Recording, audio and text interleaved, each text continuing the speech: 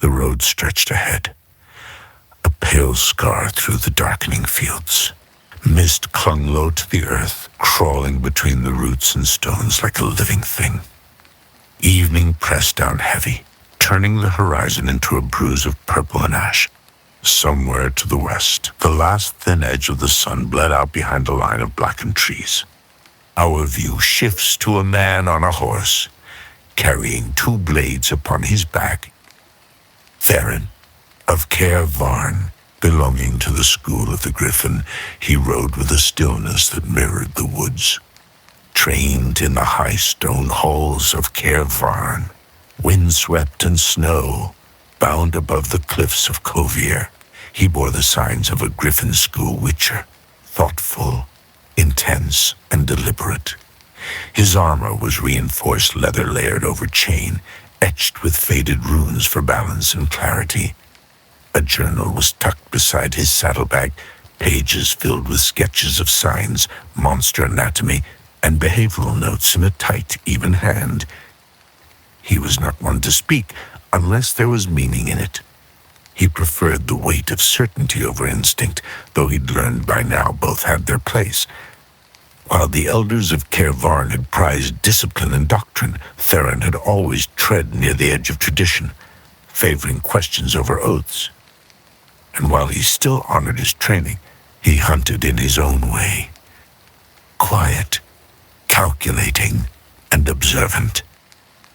The Witcher sat upon a battered gray gelding. It was his 3rd mount in just over a month, and he hadn't bothered giving it a name. Names were for things you intended to keep. In his line of work, such attachments were a luxury few could afford. The wind shifted, carrying the smell of wet earth and wood. Beneath it, something else, the faint iron tang of old blood. Theron's hand dropped instinctively to the hilt of his sword, feeling the marked grooves of the silver runes etched along the blade. The griffin medallion on his chest stirred, vibrating against his armor like a second heartbeat. He slowed the horse to a walk. The creature tossed its head, uneasy, but did not balk. A good sign. Some mounts bolted the moment they caught scent of true magic or true death. The town of Silverpine lay ahead, half swallowed by the mist. The village was little more than a huddle of crooked roofs and sagging fences, nestled in a shallow valley where the fog never seemed to lift. Lanterns burned behind shuttered windows, their light feeble and yellow against the growing dark. As Theron approached, he noticed the absence of sound. No dogs barking, no children laughing, no hammers ringing from the forge. Only the wet creak of his saddle and the slow, tired clop of hooves on mud. At the village edge, a crude sign swung from a single chain. The letters, half-rotted, read, Silverpine. He passed beneath it without a glance. His arrival stirred no welcome. A few faces peered from doorways, then vanished into shadow. Doors latched, curtains twitched. Theron dismounted, tossing the reins loosely over a fence post. Across the square, a tavern crouched low in the mist. Its windows glowed faintly, promising some small warmth. He crossed the square with long, even strides, his boots squelched in the mud.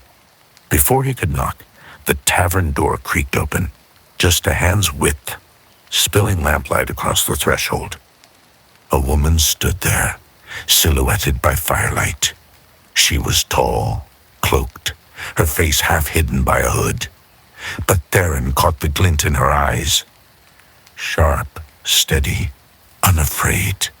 "You must be the Witcher," she said, voice low and calm. "And you must be Lyra." A thin smile tugged at her mouth, humorless, worn. "Come in." He stepped inside. The door thudded shut behind him, like the closing of a tomb. The tavern smelled of damp wood, stale ale, and the sharp tang of fear. A few villagers nursed drinks in silence. Their eyes flicked to him, then away. None held his gaze for long. Lyra moved behind the bar. She set down a cracked mug and filled it from a battered jug. "Drink?" she asked. He shook his head. "Talk first." She leaned on the bar, studying him. Her fingers tapped a slow rhythm on the wood. "They think I'm a witch," she said evenly. "Maybe I am. Or maybe I'm just a woman with eyes that see too much." "And what did your eyes see?" asked the Witcher. Her smile faded. She glanced toward the darkened windows, as if looking far beyond them. "The dead walk in Silverpine," she said quietly. Theron said nothing. He had heard such tales before, and seen the corpses left behind by songs like those. "First it was the fields," Lyra went on. "The crops withered overnight. Livestock refused to graze. Then people started hearing things at dusk. Voices, crying, laughter. At first, no one believed it. Then, her voice tightened. Then Tomas went missing. They found him 3 days later, face frozen in a scream, hands bloody from clawing at his own throat. Theron's expression didn't change. "Anything else?" he asked. She hesitated. Her eyes flicked toward the villagers, hunched in the shadows. "There's a field beyond the old chapel," she said at last. "They buried something there, something they shouldn't have." She hesitated again. Then, quietly, "A woman and her child." Theron's medallion stirred against his chest, pulsing with quiet warning. She would walk the fields she once knew, striking out at any who crossed her path. But this, a child, too. That was rare and dangerous. Theron rested one hand gently on the bar. "I'll need to see the place," he said. Lyra nodded, but as he turned to leave, her fingers brushed his wrist. "Be careful, Witcher," she whispered. "Silverpine eats its own."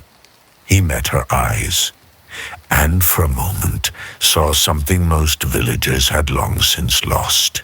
Not fear, defiance. Without another word, he stepped back into the mist. Outside, the fog had thickened, turning the village into a half-remembered dream. Roofs and trees blurred into each other, soft silhouettes under the heavy night. The moon hung low, swollen and cold, like the eye of a corpse. Theron moved down the overgrown path behind the tavern, his steps slow, quiet, guided by instinct and memory. The villagers hadn't marked the way. They didn't need to. Every child in Silverpine knew to stay away from that field. Every adult knew too much to speak of it. The chapel rose from the mist, like a jagged tooth, stone-worn smooth by rain and regret. Its steeple leaned west. One bell was missing, the other cracked. Ivy clung to its walls, choking the last stained glass window. Its colors had faded to bruised gray.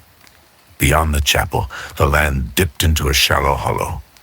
And there, beneath the cold gaze of the moon, lay the field. It was barren, not simply untended, barren, lifeless. No weeds, no insects. The soil was pale, cracked like dried skin. It seemed to pulse with something wrong. His medallion quivered violently against his chest. He stepped forward. His boots sank into the soil, soft and spongy, like old flesh. As he crossed the invisible boundary into the heart of the field, the air grew colder. Then, a whisper, not from ahead, from within. A sound like breath dragged through old cloth. He turned, slowly. At the edge of the field, a figure hovered, translucent, hair and veil drifting like seaweed in still water. Her face was hollow, half-rotted, but her eyes burned, not with rage, but with sorrow, so deep it had turned to hate. A night wraith, she floated just above the ground. Her tattered dress fluttered, though no wind stirred. Around her, faint motes of light drifted, like fireflies. Moonlight held, like a weapon. Theron didn't speak. He didn't need to. She screamed. It was a cry of betrayal, of grief made into fury. The sound tore the quiet open and sent birds fleeing from trees a mile away. The lights around her flared, arcs of searing white, slashing toward him like thrown blades. Theron rolled aside, drawing his silver sword in one smooth motion. Runes along the blade flared cold blue in the night. She rushed at him, a blur of shadow and shriek.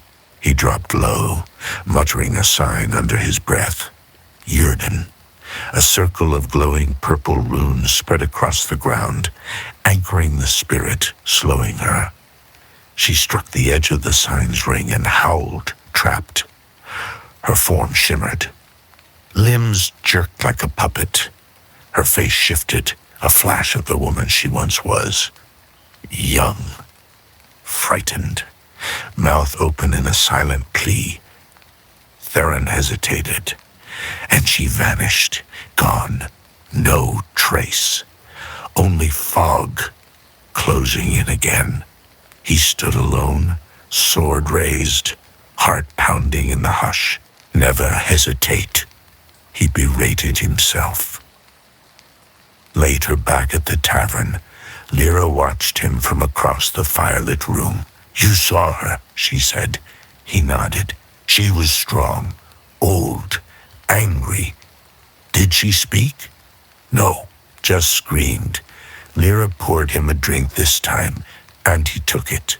That field, he said. What happened there? She was quiet for a long time. Then finally she spoke. Her name was Valina. She wasn't from Silverpine. She came from the mountains to the east. A healer, midwife. People feared her, but when their children were sick, they came crawling to her door all the same. Lyra stepped closer, her appearance now fully visible to Theron. He studied her for a moment. The lantern's glow touched her features, high cheekbones, and a strong jaw softened by dusklight. Her skin was wind-kissed, sun-warmed, the complexion of someone born to the wilds and weathered taverns alike. A braid of dark auburn hair fell over one shoulder, streaked with strands of silver like moonlight caught in chestnut.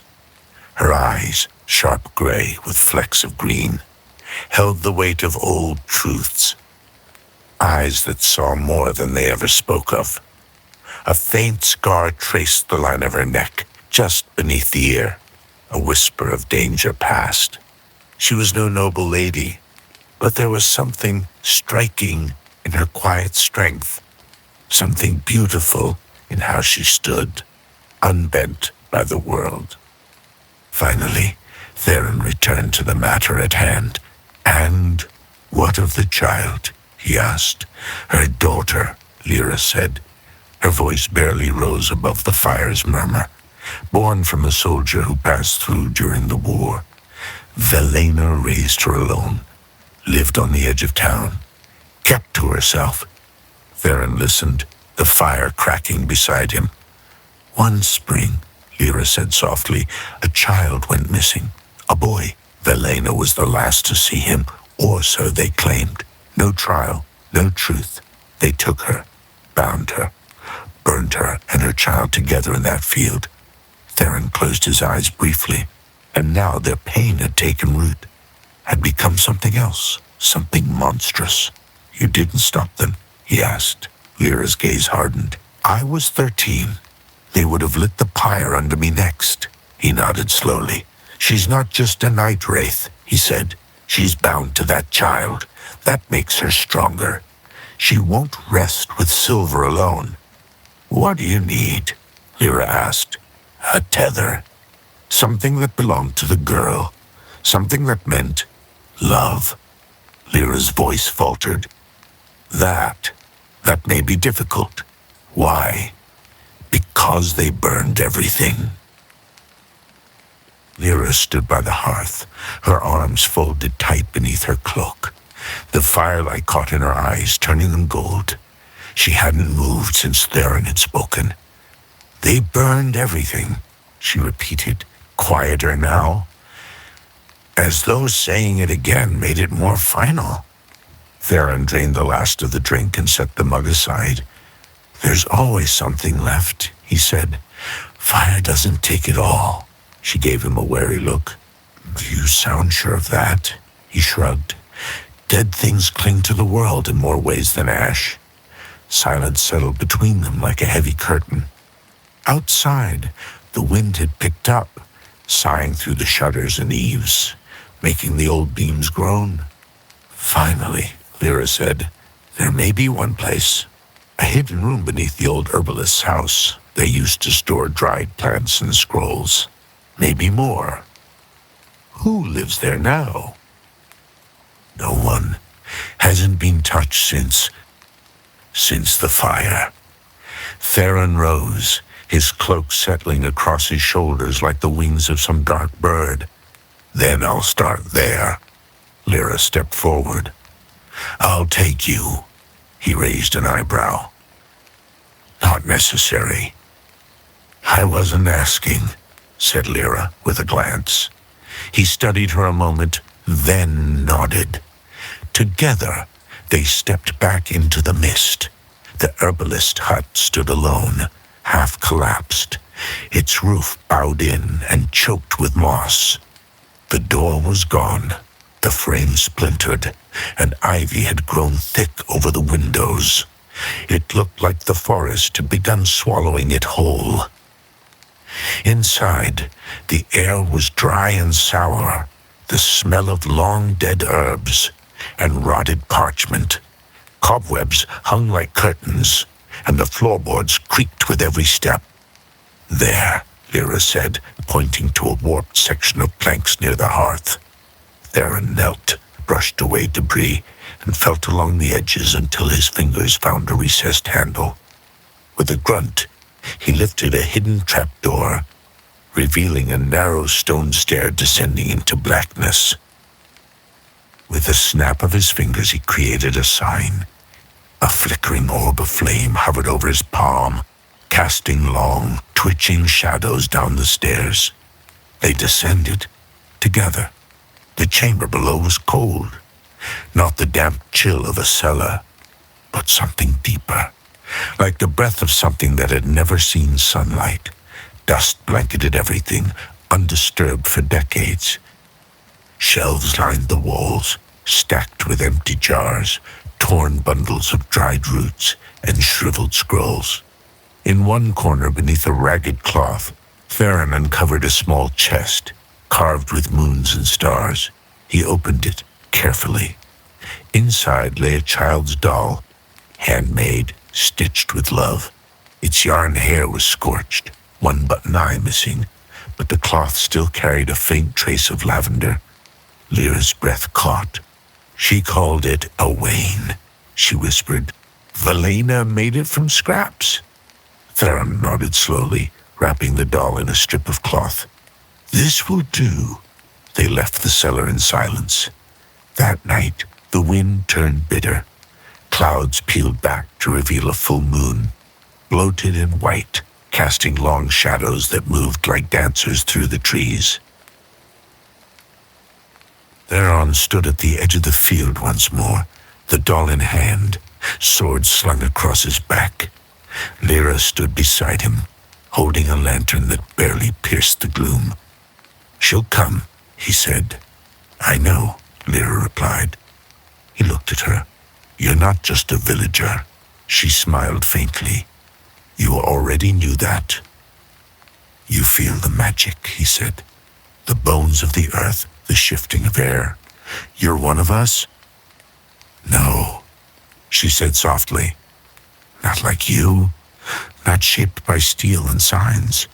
But I see, more than most, enough to fear the truth, enough to carry it. He stepped into the field. The fog parted around him, not fleeing but watching. The earth pulsed faintly, as though remembering pain. Theron placed the doll on a flat stone in the center, then drew his sword. Yarden, he whispered. A ring of violet flame snapped into being around him. Carving a ward in the ground, he waited. Then she appeared. Out of the mist she drifted, not walking, just appearing. One moment absent, the next a fading light. The night wraith's form shimmered with hate and sorrow, her face frozen in a scream. But she did not attack. She saw the doll. The shriek she gave then was different, not rage, but grief. Her body jerked, twisted. Her arms reached out, trembling, toward the small bundle on the stone. Theron did not strike. The runes on his blade hummed with readiness, but he stood still, waiting. Her fingers brushed the doll, and for a moment, just a breath, she looked whole. A mother, a memory, a ghost. Then, from the edge of the mist, something moved. A second figure, smaller, curled, stepped into view. The child. The girl's ghost was faint, barely visible, tethered to the wraith by a thread of moonlight. Her face was peaceful. Her eyes found her mother, and she smiled. The night wraith screamed again, but now it was joy, pain, release. All bound into a final, thunderous cry. The field exploded in light. Theron staggered back, eyes half blinded, the weight of the scream pressing into his bones. The wind roared, the earth shuddered, and then all fell silent. When he opened his eyes, they were gone, both of them. Only the doll remained, untouched. Theron exhaled. Behind him, Lyra stepped into the ring. It's over, she said. Right. Something in the Witcher stirred, but he silenced the thought. She looked down at the doll, a tether born of love, not pain. Sometimes, Theron said, that's all it takes. They returned to the tavern at dawn. Light broke slowly over Silverpine, casting gold on the rooftops and turning the mist to steam. Birds sang again, cautious but clear. The village stirred. No more screams from the fields. No more children missing. No more voices at dusk. Theron sat outside, oiling his sword, the scent of steel and herbs rising in the warming air. His horse grazed nearby, tail flicking at flies, indifferent as ever. Lyra brought him a satchel of provisions and paid him his promised sum. What did you have to gain from this? Asked Theron. The thing I sought can't be bought with coin, she said. You could stay. He met her eyes. For a moment, just a heartbeat, there was something there, something almost gentle. I never stay, he said. She nodded, unsurprised. He climbed into the saddle. The horse didn't look back, and neither did he. Behind him, Silverpine exhaled, slow and free. The road out of Silverpine was shrouded in morning mist, the trees leaning close, as if whispering secrets to one another. Theron's horse moved steadily, hooves muffled by the soft earth, carrying him away from the village that had once held so much pain, and now a fragile peace. As the miles unfolded beneath him, Theron's thoughts drifted back to Lyra. Her eyes, guarded and fierce, haunted him in a way that was rare for a Witcher. She wasn't like the others he'd met, More than a simple villager or barkeep, she held the kind of quiet strength born from carrying truths too heavy for most. He wondered about her past, what shadows had shaped her, what losses had carved that sharp edge. The war had left scars everywhere, not least in the souls of those who survived it. A few days later, Theron found himself in the town of Droska, a bustling crossroads nestled between dense forests and the jagged peaks of the Blue Mountains. The air here was thick with the smell of wood smoke and iron, the clang of hammers on anvils ringing from the smithies. Theron moved through the market with practiced ease, eyes always scanning. The village was alive, vibrant, but underneath that hum of life, he sensed something darker. Whispers of disappearances, strange howls at night, and shadows that lingered too long in the alleys. At the tavern, he met a grizzled man named Boren, a hunter with stories etched into the lines of his face. Animals act strange, and the men who go in to the old forest don't always come back. Theron nodded, drinking in the details. These rumors could mean one thing: a monster, awakened or driven near madness by some curse or dark magic. At night, Theron camped at the edge of the forest, the fire casting flickering shadows on the trees. As he prepared his sword, a soft rustle came from the underbrush. A figure emerged. It was Lyra. "I followed you," she said simply. "I know," said Theron. "There's more here than you realize. This forest, it's tied to the past. Velena and her daughter." Theron studied her. "You knew this," growled the Witcher. "We couldn't finish the tale yet. Needed to give you a reason to keep me around," she said. A look of disgust pierced his face. Theron knew he had to finish the contract. Days passed in a rhythm of tracking, investigating, and resting under the stars. The forest seemed alive with whispers of sorrow and anger that settled in the bones.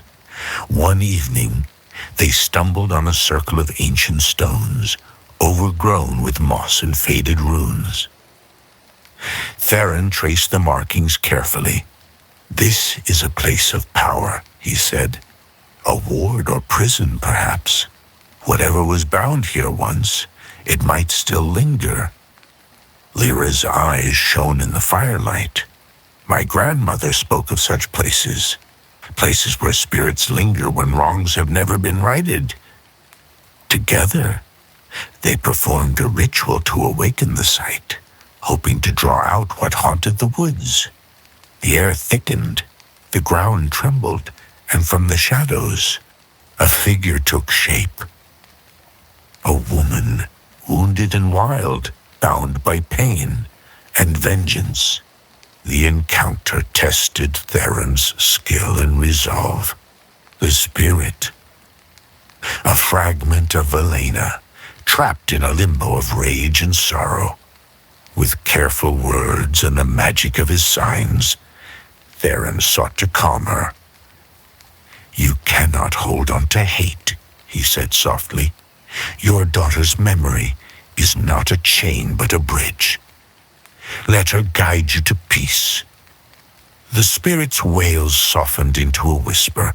Slowly, the anger ebbed, pulsating, but, as if driven by madness, the spirit thrust itself at Theron, tearing at his flesh. Using the sight of the ritual, he guided the spirit into a trap. Thrusting his silver sword through her chest made whole.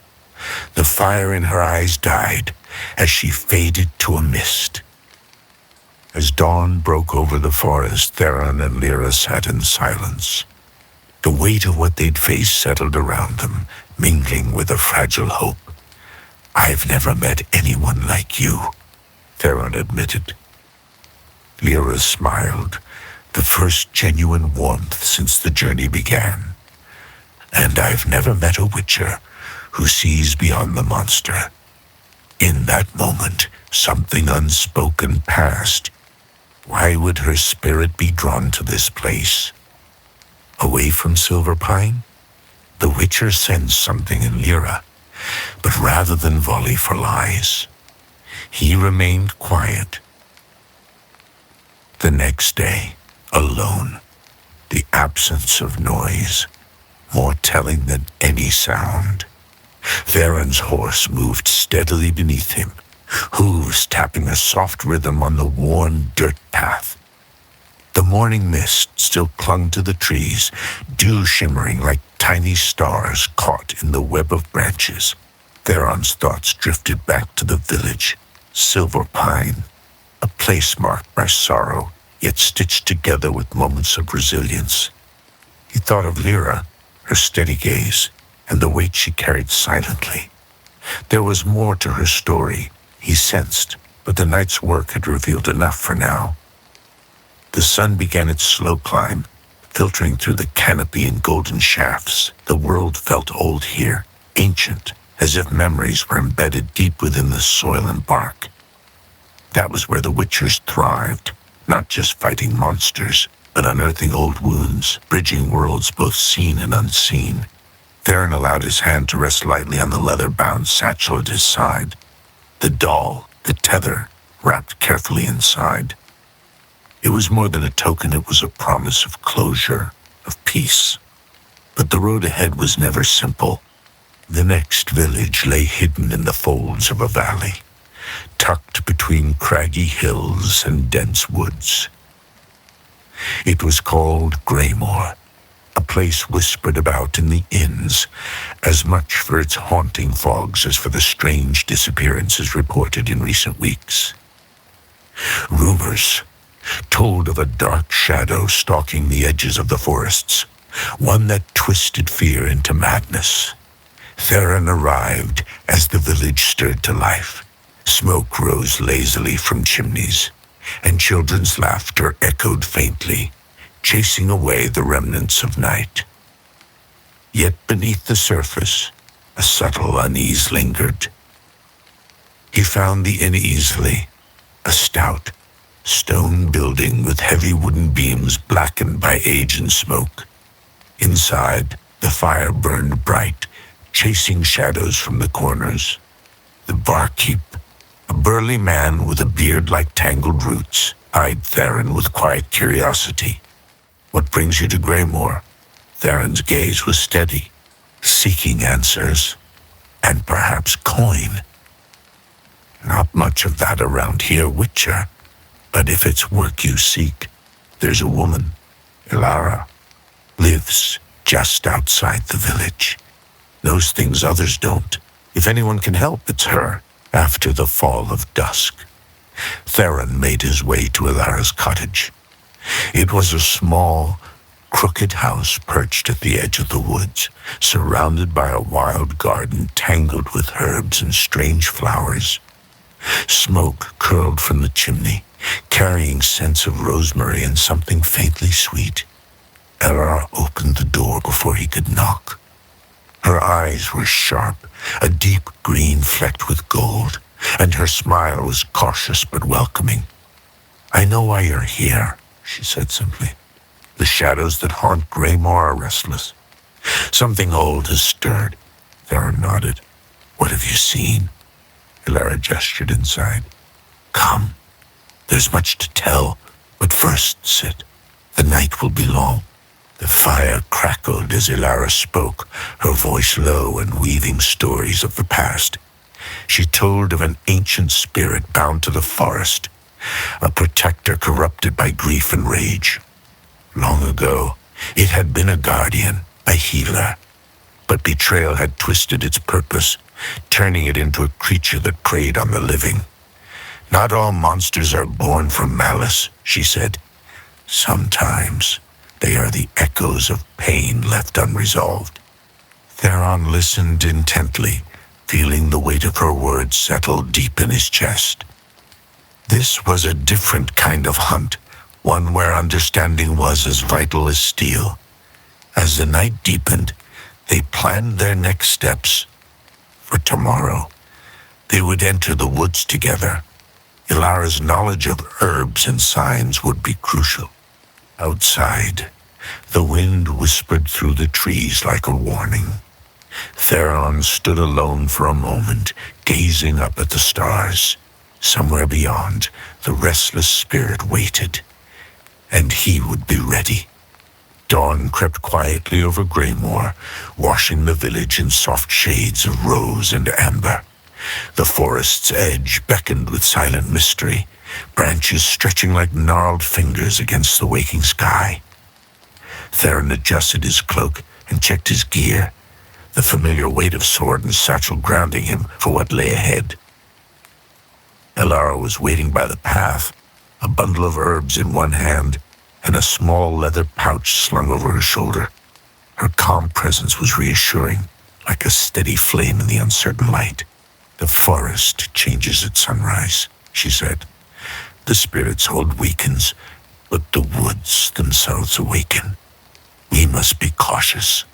Theron nodded, eyes scanning the dense undergrowth. "Lead the way." They moved together, footsteps muffled by moss and fallen leaves. The air smelled of damp earth and wildflowers, but beneath that sweetness lay a faint bitterness. Like old wounds beneath fresh skin, Ilara paused beside a twisted oak. "Here," she whispered, pointing to runes carved into the bark, barely visible beneath moss, marks left by the spirit long ago. "Protective wards. They've been disturbed." Theron knelt, tracing the faint lines with a gloved finger. "Someone's been here recently." Ilara's eyes narrowed. "Not just someone. Something." They pressed deeper into the forest, where shadows clung tight and the silence grew heavier. Occasionally, Theron caught the flicker of movement, a flash of white fur, the glint of eyes watching from the dark. At a small clearing, the ground was scarred and churned. The earth pulsed faintly beneath Theron's feet, a subtle but unmistakable sign of magic. He drew his sword, the steel humming softly in response. "Ilara," he said quietly, "this place feels wrong." She nodded, drawing a small vial from her pouch. "The spirit is near." Suddenly, a chilling wind swept through the trees, carrying with it a low, mournful wail. The hairs on Theron's neck prickled as the air grew thick with a presence both ancient and sorrowful. From the shadows emerged a figure, not fully formed, shifting like smoke and mist. Its eyes glowed with a pale, sad light, and it spoke without words. Loss, anger, betrayal. "This is no mindless beast," Theron murmured. "It's a soul trapped between worlds." Ilara stepped forward, voice steady as she began to chant in a low, melodic tone. The words wove through the clearing like a soothing balm, calming the restless spirit. Theron circled, his sword ready, waiting for the right moment. The spirit's form flickered, its rage softening to a fragile hope. "Ilara," he whispered, "it needs release." She nodded, continuing the chant. A bond must be mended. The betrayal healed. Theron looked to the satchel at his side. Inside, a sprig of nightshade Ilara had given him, a rare herb known to bridge the living and the dead. Carefully, he laid the sprig on the earth and traced a circle around it with his sword, calling upon the sign of Ard. A gentle wave of force rippled outward, stirring the leaves and stirring the air. The spirit hovered over the circle, its form solidifying for a moment, a figure of grace and sorrow, a guardian torn by grief. With a final mournful sigh, the spirit seemed to dissolve, leaving behind a soft glow that faded into the morning light. Ilara exhaled deeply, her face serene but tired. "It's done. The guardian is free." Theron sheathed his sword. "I doubt that," he muttered to himself. "Thank you," he said, "for your help and your trust." She smiled faintly. "You're not like the others who come seeking to slay first and ask questions later." Theron was reminded of Lyra. Theron nodded. "Understanding can be a weapon, too." As they walked back toward the village, the forest seemed lighter, the air clearer. Birds sang with renewed vigor, and the shadows retreated into harmless shapes. Greymore would breathe easier now, for a time. Theron knew his path would soon lead him onward, to the next call, the next shadow. But for a few moments more, he allowed himself to simply walk, to breathe, and to remember that even in darkness, there could be light.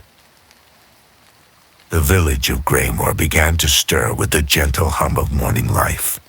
Smoke curled from chimneys, and the muted clatter of wooden carts echoed along cobblestone streets. Theron and Ilara returned to the inn, where villagers eyed them with a mix of relief and curiosity. Inside, a warm fire crackled, casting dancing shadows across rough-hewn beams. The innkeeper approached with a nod. "You returned? And the woods are quiet?" Theron offered a faint smile. "For now." Murmurs of gratitude rippled through the small crowd. Children peeked from behind their mothers, eyes wide with a mixture of fear and wonder. Ilara set her satchel down. "There is more to this place than lost spirits," she said, her voice low. "The forest holds secrets, secrets some would kill to keep buried." Theron's gaze sharpened. "There seems to be a lot of that lately." She hesitated, then pulled a crumpled piece of parchment from her cloak. The paper was brittle and stained, covered with strange symbols and maps. "This was found near the ruins outside Greymore," she explained. "A warning, or perhaps a plea." Theron studied the markings carefully. The script was ancient, written in a tongue older than the village itself. "Some knowledge," Ilara continued, "is dangerous." Theron folded the parchment, tucking it safely away. "Then we must be cautious." That night, as the inn's occupants drifted to sleep, Theron sat by the fire, sharpening his sword. The flickering flames cast long shadows, and the quiet was thick with unspoken thoughts. He knew he was not finished here. Ilara returned, her steps soft and deliberate. The villagers speak of a hidden glade, a place where the veil between worlds is thin. Theron looked up, his eyes meeting hers in the firelight. A place like the clearing in the forest. "Worse," she said, voice barely above a whisper. "Some say it's cursed, that those who enter do not always return." Theron felt the familiar stir of unease, the call of a new mystery beckoning him forward. "I will go," he said simply. Ilara's gaze held a mixture of worry and resolve. "You will not go alone." The next morning, they both set out before dawn. The path to the glade wound through dense forest and tangled underbrush, growing darker and more twisted with each step. Ilara moved ahead, her knowledge of herbs and lore guiding them past hidden traps and natural dangers. She carried the lantern, its faint glow cutting through the gloom. Theron stayed alert, sword ready, senses stretched thin against the unknown. At last, they reached a small clearing encircled by ancient oaks whose branches seemed to claw at the sky. The air was thick and heavy, the silence unnatural. In the center, a stone altar covered in moss and strange carvings stood, a relic from a forgotten time. Theron stepped forward cautiously. This is the place. Suddenly, the wind shifted. A whisper rose through the trees, carrying voices long silenced. The ground trembled beneath their feet. Theron's breath hitched, but he kept his face steady. A mask shaped by years of trials and silence. The forest's chill crept beneath his cloak, yet his mind remained sharp. Like the edge of his sword, a witcher's life demanded that constant vigilance, patience, and the quiet endurance of unseen wounds. He glanced at Ilara. Ilara's calm was a thin veil stretched over alert nerves, her eyes darting to the shadows. Ilara's grip tightened on the lantern, knuckles white. But she said nothing. Fear was a luxury neither could afford here. Theron's voice was low and steady. The spirits linger here for a reason. Something unfinished.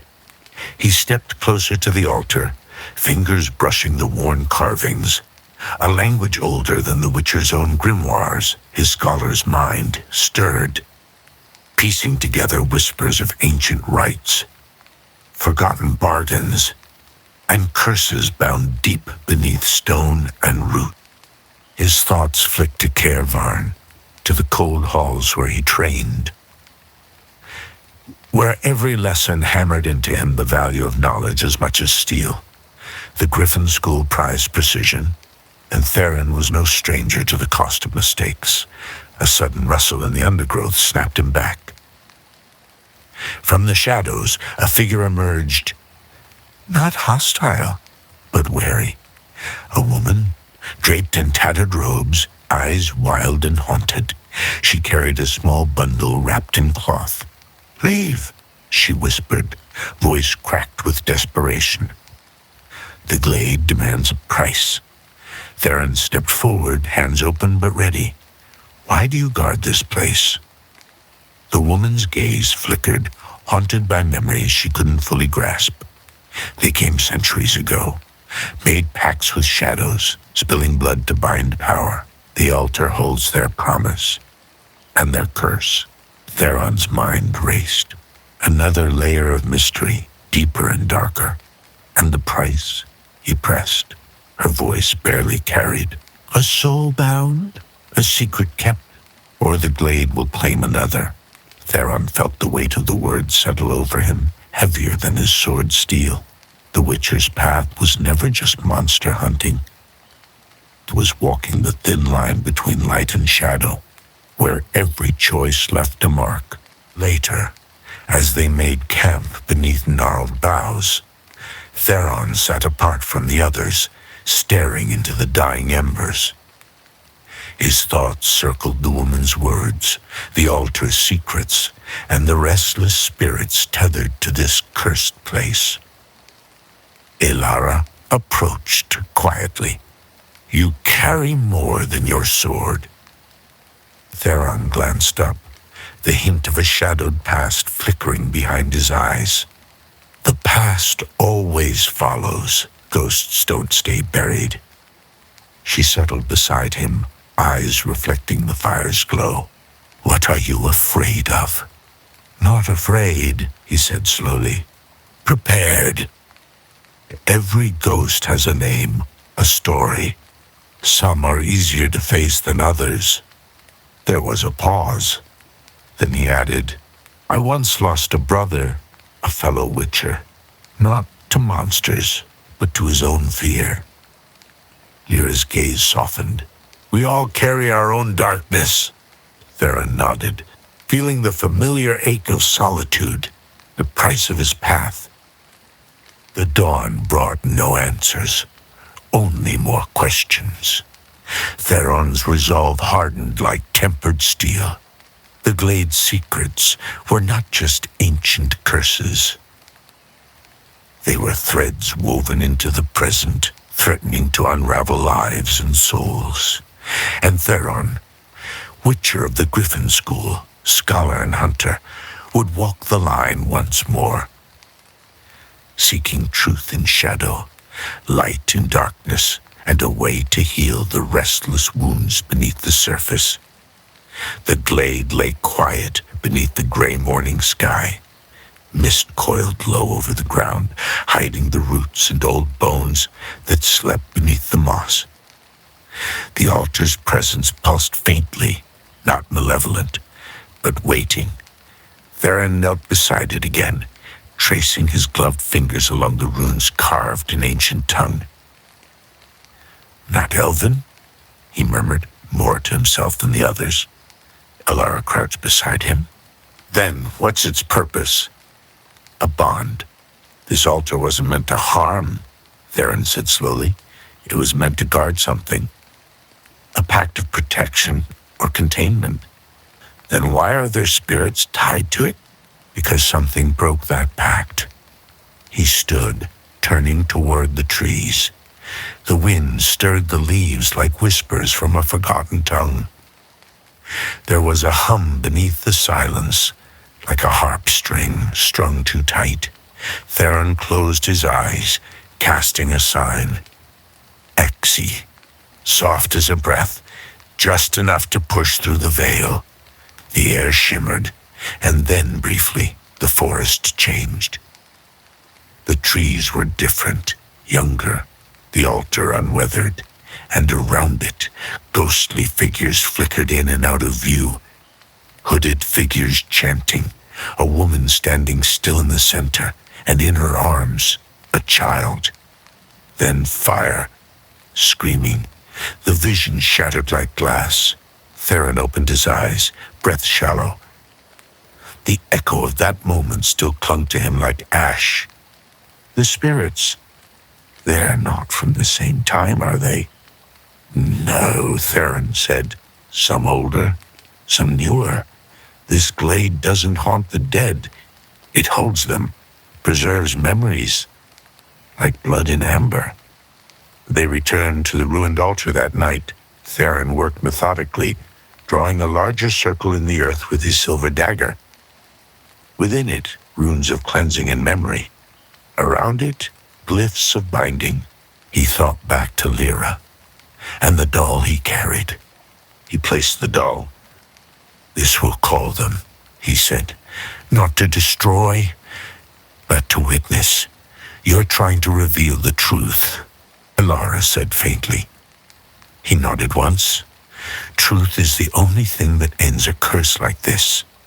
They were silenced in life, but not in death." He lit the final glyph with Igni. Flame danced along the runes like serpents made of light. Then the air thickened.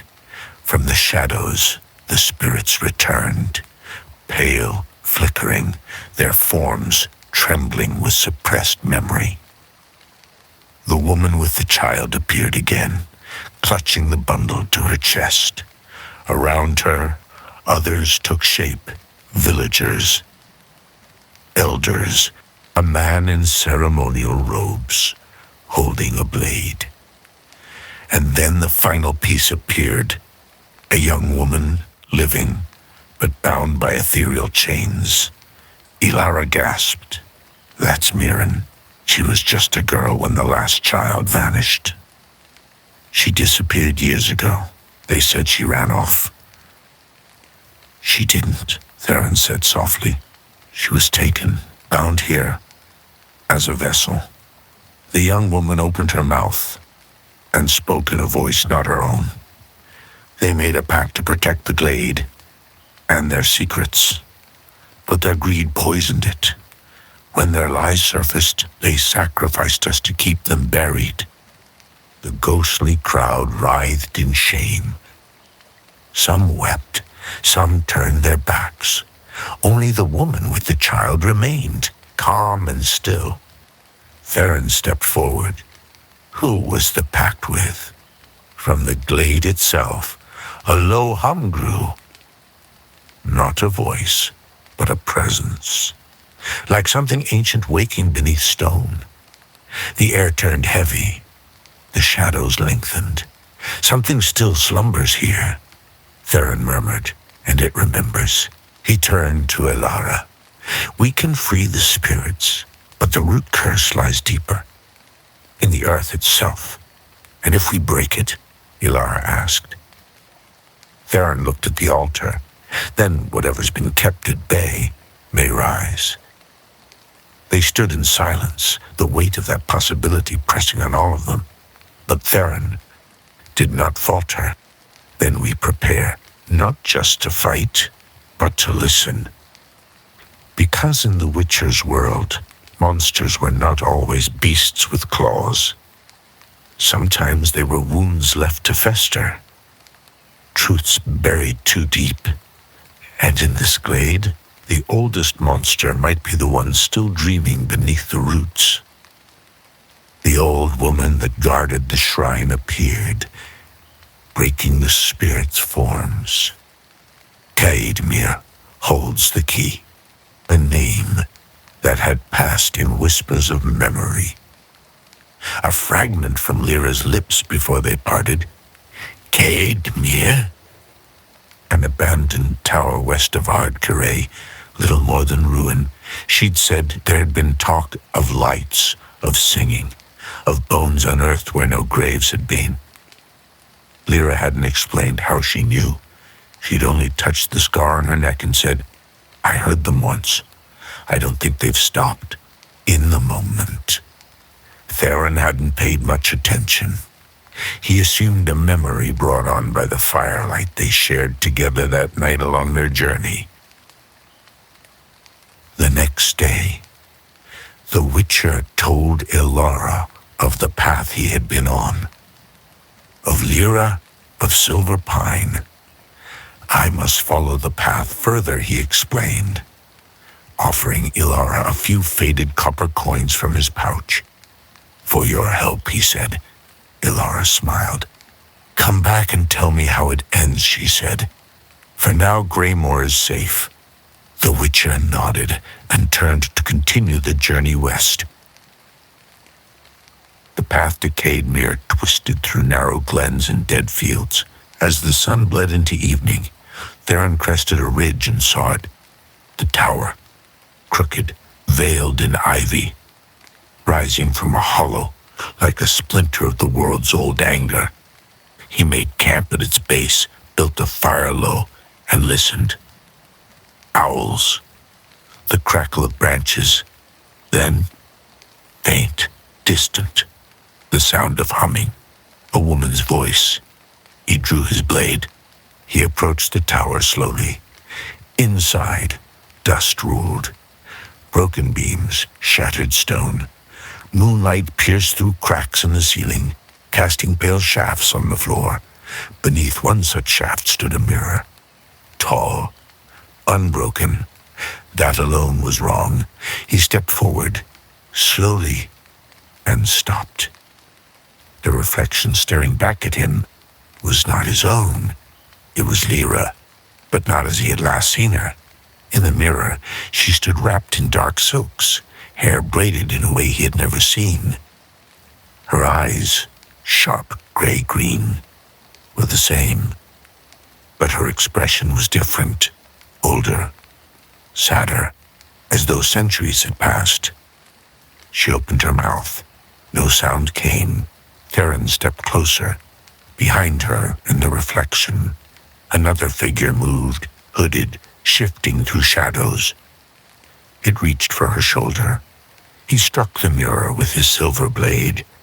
Glass shattered. The singing stopped.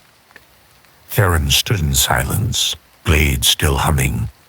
The shards of the mirror glinted like ice across the stone. Behind him, the humming returned. He turned fast, but the chamber was empty. No shadow, no woman. He knelt by the fragments. One shard still shimmered faintly, pulsing with a dull light. He pocketed it, wrapped in cloth. Back at his camp, he examined the shard under firelight.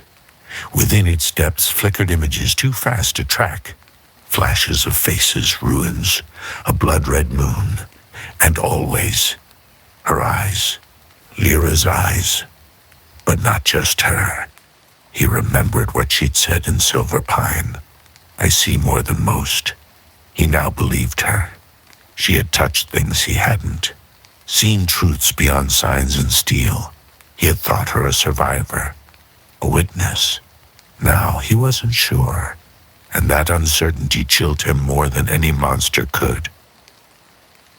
He left Kaedmir at dawn, the horizon bleeding gold behind him. The air was thick with the scent of moss and ash, and something more. He rode in silence, his thoughts circling the mirror, the ghost of Lyra, and the flicker of magic that clung to the shard like smoke. 2 days south, he stopped at a small outpost, a broken watchtower repurposed into a resting post for scouts. A handful of soldiers eyed him warily, but gave him space. A soldier stopped Theron, spoke with him in hushed tones. "Something is wrong here, Witcher." Theron tilted his head. "What sort of wrong?" "Sky's been bleeding for days," the soldier replied. "Cattle won't feed. Folk dream of screaming, wake with their mouths full of ash." A Witcher's ears sharpen at such talk. He stayed the night. The dreams came, not his own, not truly, but the dreams of the shard. He saw Lyra again, not in the tower this time, but walking a path of blackened trees, her hands bound in light, voices whispered from the shadows. And above her, the moon bled red. He woke with the shard glowing faintly in his hand. Something had followed him, or perhaps something had been waiting. A name pressed itself against his mind like frost against skin. Not Lyra, not Velena. Something older. He packed and rode east toward the edge of the Mahakam foothills, where ruins of the Elder World were said to sleep, toward a name not spoken in years. Toward Ilariel. Theron rode beneath rust-colored skies, his thoughts a shifting tangle of signs, symbols, and shadows. Lyra's face, no longer just a memory, haunted the periphery of every waking hour. The shard pulsed faintly at his belt. Ilariel, a place not found on most maps. Older than Nilfgaard, older than Cadwyn. A fragment of elven memory, buried in time's dust. In Mahakam's foothills, he found the entrance, not a gate, not a ruin, but a rift. A cleft in the earth that moaned when the wind passed over it. He descended. The air was thick and damp, moss-coated old stone. Signs of an elven order lingered. Carvings half erased. Stairs cut into stone by hands long vanished. Deep in the catacombs, he found the mural. Elves in chains, eyes hollow, a red moon above them, and one standing apart, face hidden, hands aglow. In place of a name, an ancient rune. He touched it. The shard grew hot. Voices flooded his head. Not words, echoes. Lyra, and another, deeper, always deeper. The shard burned hotter the deeper he went. Theron pressed forward, steps echoing through the ancient corridors. The carvings became clearer, not worn, but somehow unfinished, as if the stone resisted remembrance. The air shifted too, no longer stale, but laced with something sweet. Sickly sweet, like rot beneath blossoms. Then came the chamber, oval, hollowed by deliberate hands. At its center stood a basin of black stone filled with still water. Around it, mirrors. 12, each set into the wall, each cracked differently, and all covered with tattered black veils. The rune began to vibrate. He stepped to the basin. Its water was clear, but deep, far too deep for a chamber barely 10 paces wide. And in that depth, something stirred. Not a reflection, a presence, a flicker of silver braid. Lyra? No, older. The veils began to lift, one by one, though no wind stirred. From each mirror, a different face stared at him. Some were elven, others human. One was monstrous, a Lycian skull crowned with thorn. and all had her eyes, gray, green, and knowing. They began to speak in unison, but not aloud. In his mind, a voice. "You carry her mark." Theron staggered back. "What are you?" he rasped. The faces did not answer. Instead, one of the mirrors, the seventh, shimmered. From it spilled mist, curling like fingers across the floor. In its depth, a scene unfolded. Lyra, kneeling before a circle of flame. Chains of light bound her hands, just as in the dreams. Voices chanted in a tongue Theron only half understood. Elder speech, twisted and broken. The shard pulsed. One of the voices in the chamber laughed. "She called you friend. She did not know." "Did not know what?" the mirror answered. "What was sealed? What you are." Theron stepped closer, jaw tight. "I'm a witcher." A pause, then a whisper. "Not always." The mist swirled, enveloping him, and the visions came again. Not dreams this time, memories, but not his own. He saw snow falling on Kaer Varn, saw himself, younger, unsure, standing before a circle of mages and mutagens.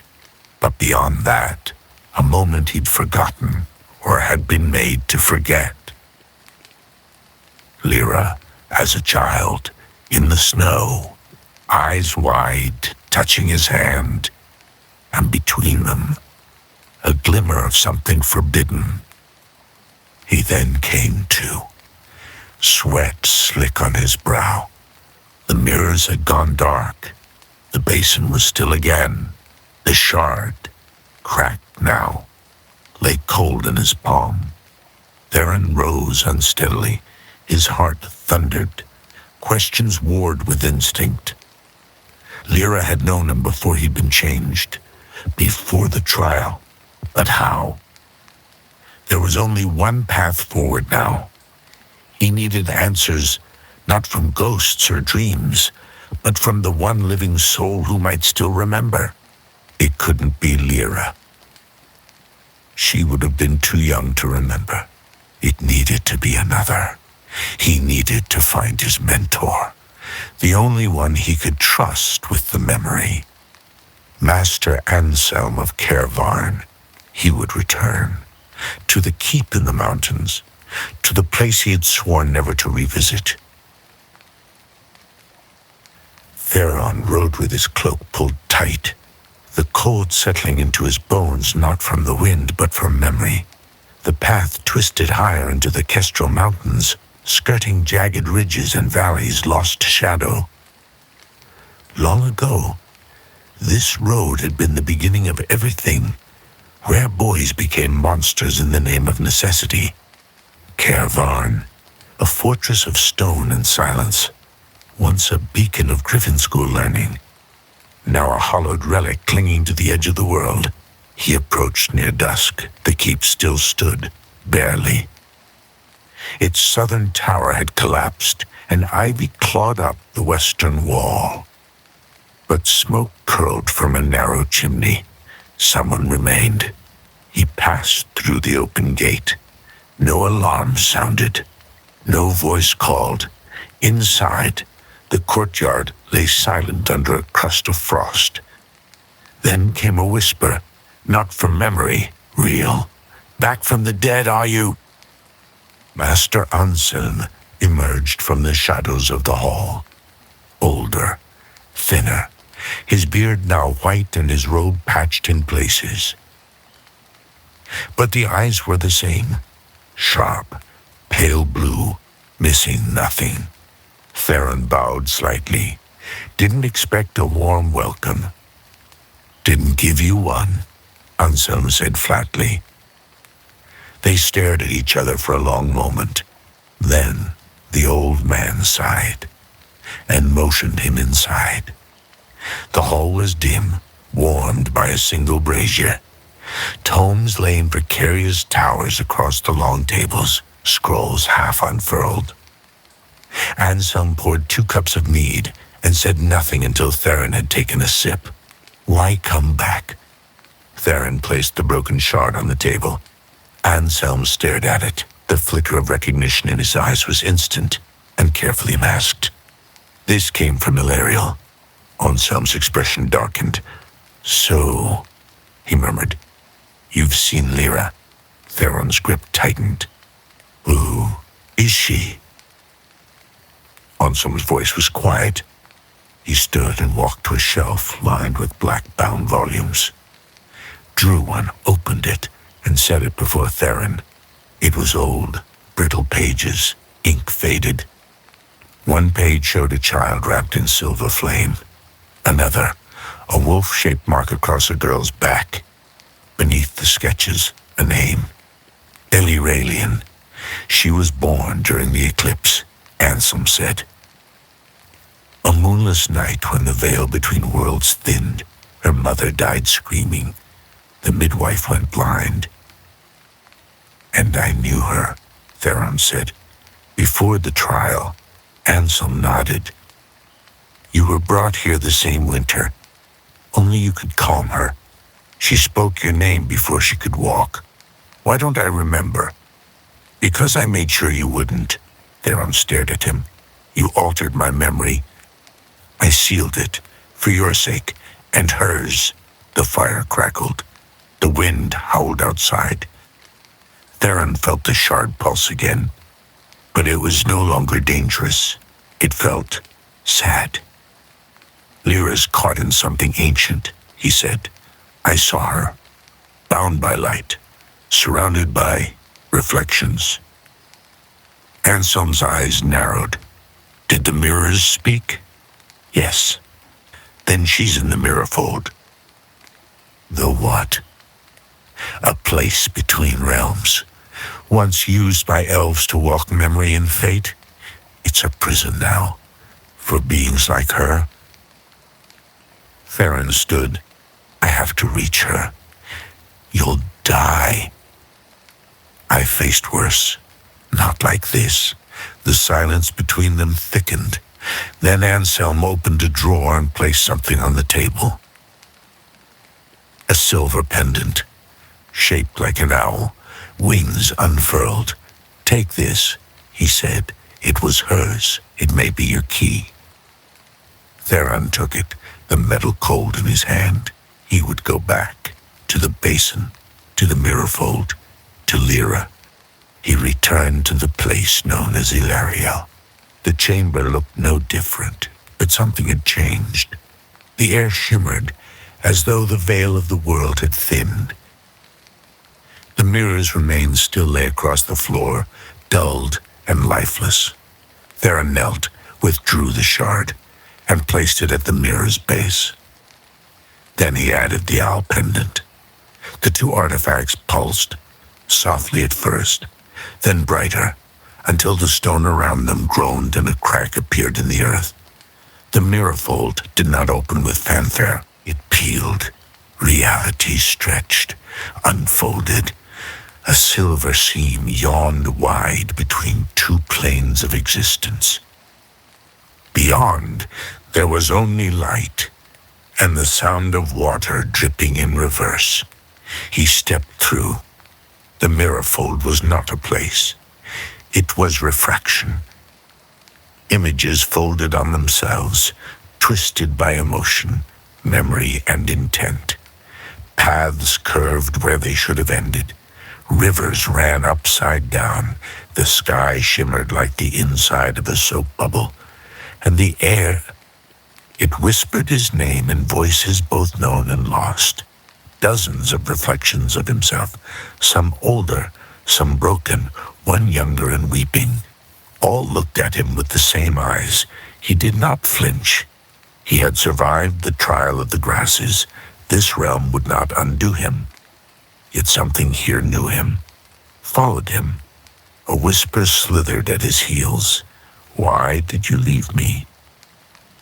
He found her beneath a tree of glass. Lyra knelt at its base, bound in light that flickered like fire. She didn't look up, only spoke softly. "Took you long enough." He stepped closer. "No bindings hold here," he said. "You can walk out with me." She smiled faintly, still not rising. "I could," she whispered. "But you can't. Not without facing it." Theron knelt before her. Facing what? She raised her hand.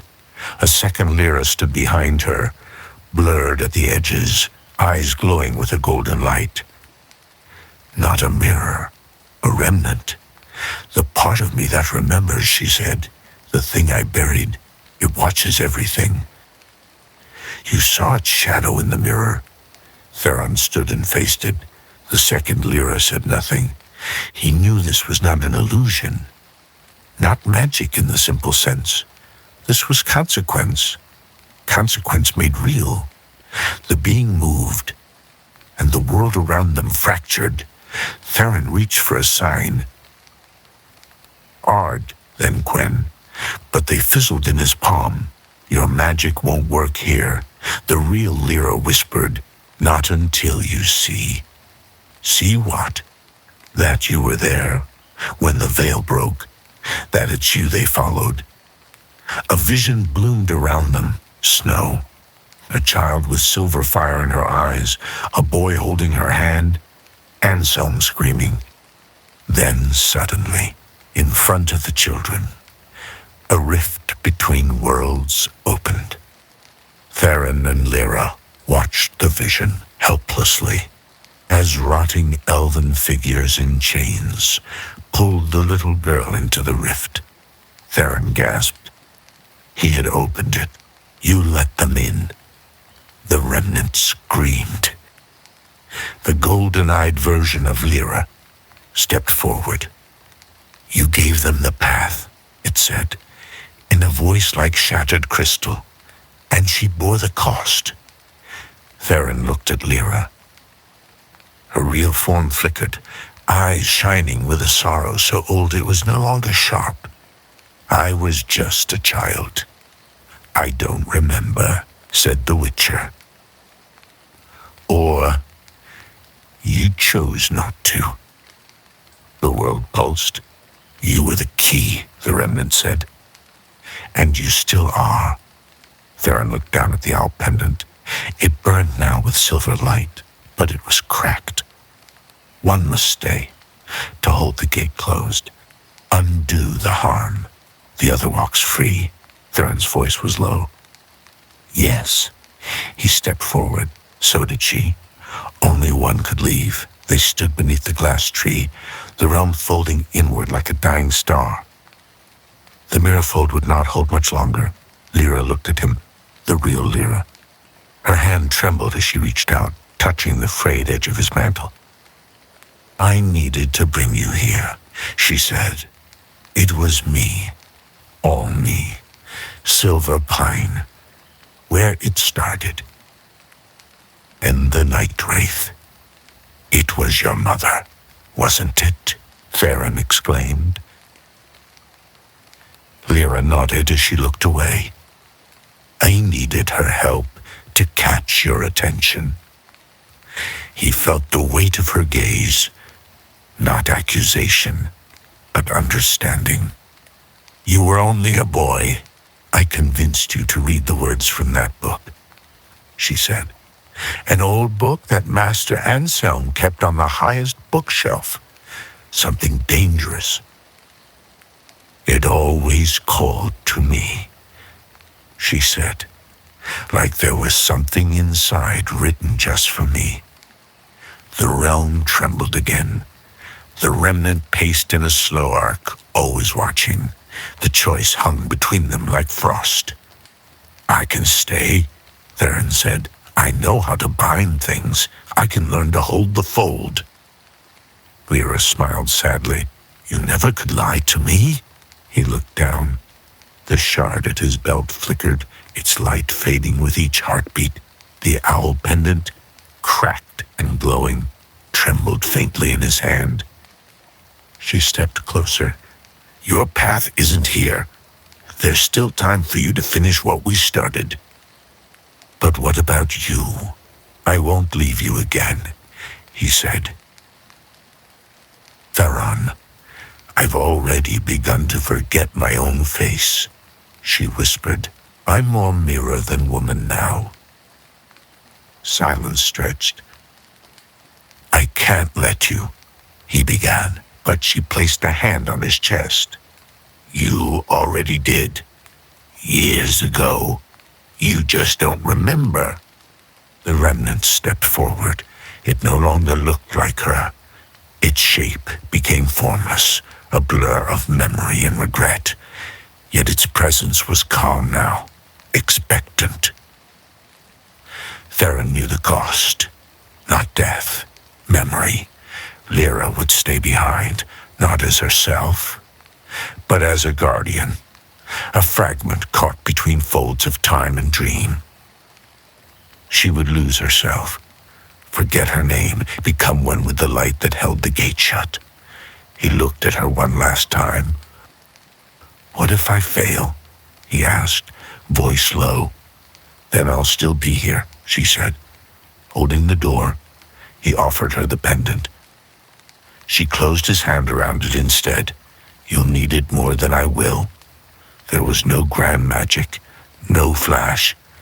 She stepped into the tree's light, the remnant folded into her form, and then the mirror fold peeled closed. Theron fell forward onto stone. The mirror was gone. Only the pendant remained, warm in his palm. The Witcher walked for days, seeking any sign or clue as to how to fix his mistake. Lyra's face burned into his mind's eye.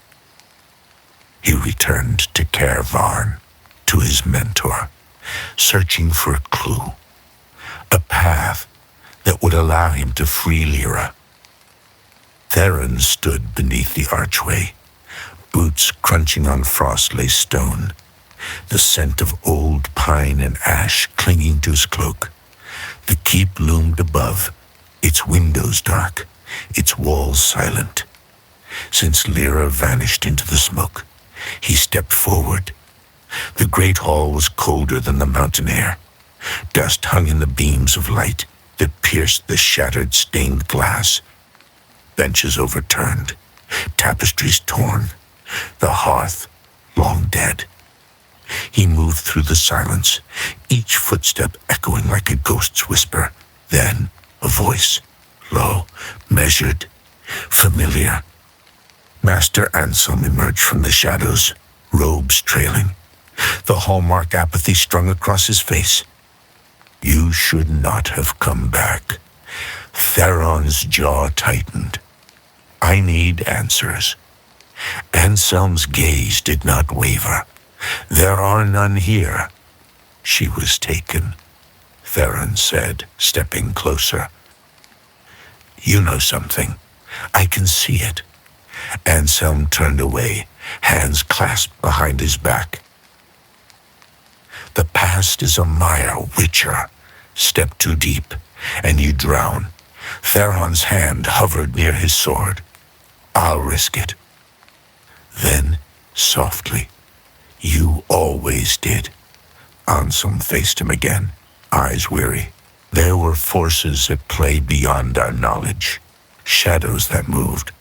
When we looked away, Lyra's path, it was never meant to be ours to follow. Theron's voice was a growl. She was one of us. She was more. She was a stray. A connection to the realm of magic does not make her one of us, Anselm whispered. Silence stretched between them. If you seek her, you must look beyond the veil, beyond the known. Theron stepped back, the weight of the words settling over him like snow. Beyond the veil, he turned, the cold seeping deeper into his bones. As he reached the threshold, Anselm called out, Beware the path you tread. Some doors, once opened, cannot be closed. Theron paused, then stepped into the fading light. The wind carried a whisper, a name. Lyra.